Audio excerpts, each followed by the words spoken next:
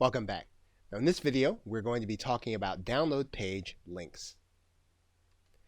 Now when you have a template for your download page links, you're going to have a couple of decisions you're going to have to make.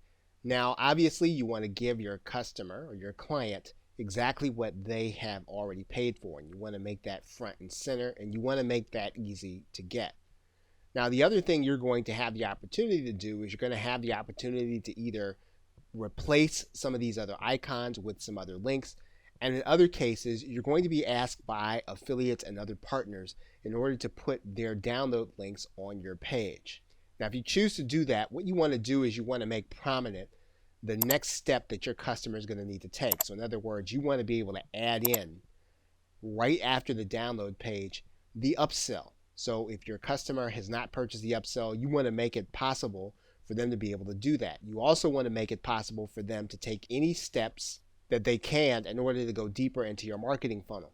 Now this is not to cheat your affiliates, but if you're going to have a leak, you want to make sure that you have spoken to your customers as close to the download page as you can, and then if you're going to give up this real estate to someone else and it's going to leak out of your funnel, it needs to be a significant business relationship, or it needs to be something that you feel is just absolutely necessary either to get the affiliate to promote or to maintain a decent relationship. You're going to notice that in this area there is no header, there is no footer. Now it's a good idea if you want people to consider your upsell, once again, that you brand your download page, you brand your members area. You want to make sure that where you have the opportunity to place images of what's going to be in your upsell, that you do that, that you put your header in these areas that you have the opportunity to do. Again, what you're trying to do is to maintain continuity and consistency. The most important thing about your download page is that you keep your download page as focused as you can, at least after the first download, to the next stage in the funnel. So if your client has not yet purchased the upsell, you want to give them an offer to purchase an upsell in this area with an image.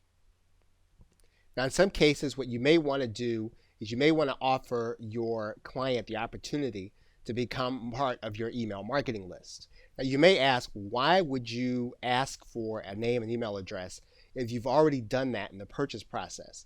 Well, in some cases what you're going to find is that people will use their PayPal address, and that's not going to be the best email address for them to receive your mailings, to receive updates about the product, and any marketing that you're going to be doing. So you want to ask them for their best name and email address. Now you're probably going to have to give them some incentive to become part of your email marketing list.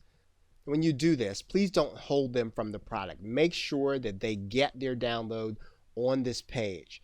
Give them some additional incentive, some kind of surprise offer that they're going to get if they opt in when they put their name and email address in, because you want to get their best name and email address in.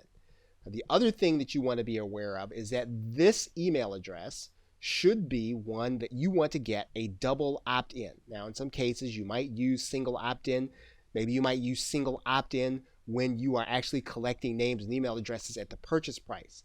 But at this point you want to be able to collect a double opt-in email address because it's going to be of a higher quality than the single opt-in email address. Okay, so with that, thanks, and I will see you in another video.